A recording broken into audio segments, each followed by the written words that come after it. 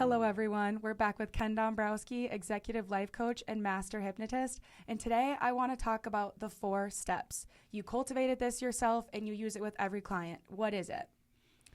Well, I call it the 4 steps to emotional and spiritual well-being. And it applies to quite literally every client that comes in. It's an incredible teaching tool to help people, process and let go of issues of their life. So the origin of it, what had happened is over the years, I'm going through working with my clients, teaching them as a life coach, and I need to have something to cling to. There has to be something there. And I remember thinking about, the great Tony Robbins, of course, who's an amazing individual. His programs are highly complicated, complex. You have to do a lot of journaling, you got to read a lot of books, do a lot of workbooks. So many other programs like that there's just such a massive amount of paperwork you have to do. And I thought, because it's so complicated, people don't use it.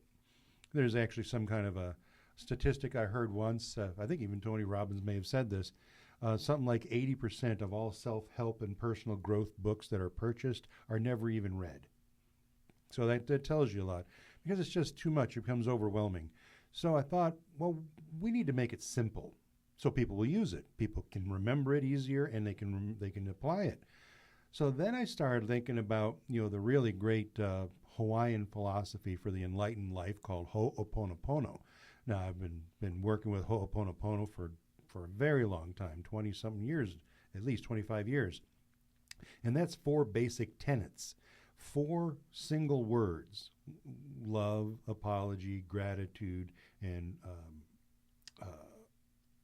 forgiveness. 4 simple words, and they're easy to remember. They're not complicated. There's nothing that's going to prevent you from being able to use them anytime you need to. So adopting off of that, okay, 4-step process to emotional and spiritual well-being. So I made them 4 simple words that we all know. Step number 1, understanding. So we need to understand whatever issue it is that's in our life that's causing us some problem or grief. So we need to understand that this is happening, this is my problem, this is my issue, this is that person, understand that person, the situation they might be in that caused them to do something that I don't like or something that hurt me in some way. I understand that person is a human being, they have their own defects and flaws, which we all do as humans, and I understand that. Oh, okay, that's step number 1.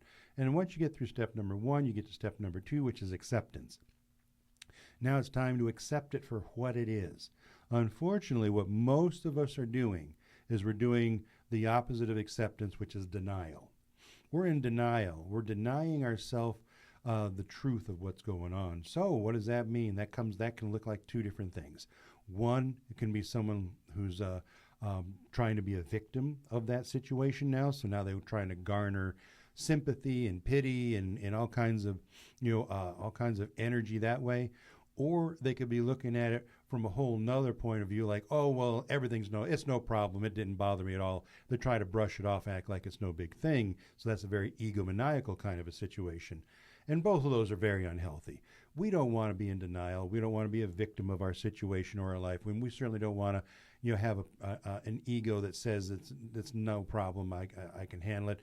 We want to accept it for what it is and be honest with ourselves. Then when we do that, it leads to step number 3, which is forgiveness. Now it's time to forgive. And we're going to forgive the person who hurt us or the circumstance that hurt us. And then we're going to even forgive ourselves for our role. Even I don't care if I was a total victim. I can still forgive myself because I'm going to feel negatively for a period of time. And that's so understandable. We're supposed to. You have a traumatic experience, you're supposed to feel bad. You're supposed to feel negative. And then you realize what's going on and you work with it and you learn from it and you move on. That's all forgiveness. Now, the thing is, when it comes to forgiveness also, you have to make sure you mention is that people look at forgiveness as a weakness. And it's not. It actually takes great strength. It's a virtue to forgive.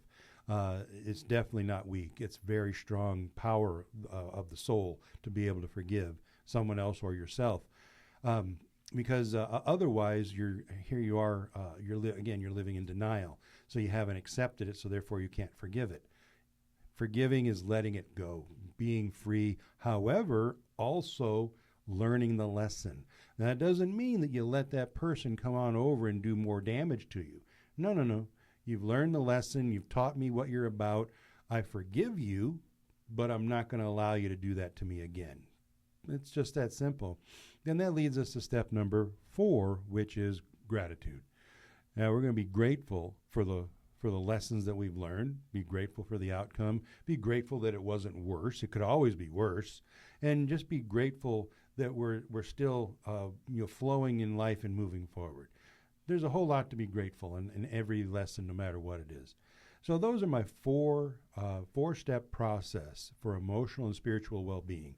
And that can be applied to every aspect of your life, your personal relationships, your business relationships, your finances, your personal health, all kinds of things. Whatever it is, you can apply those 4 steps and you'll come out much, much happier and much more further ahead.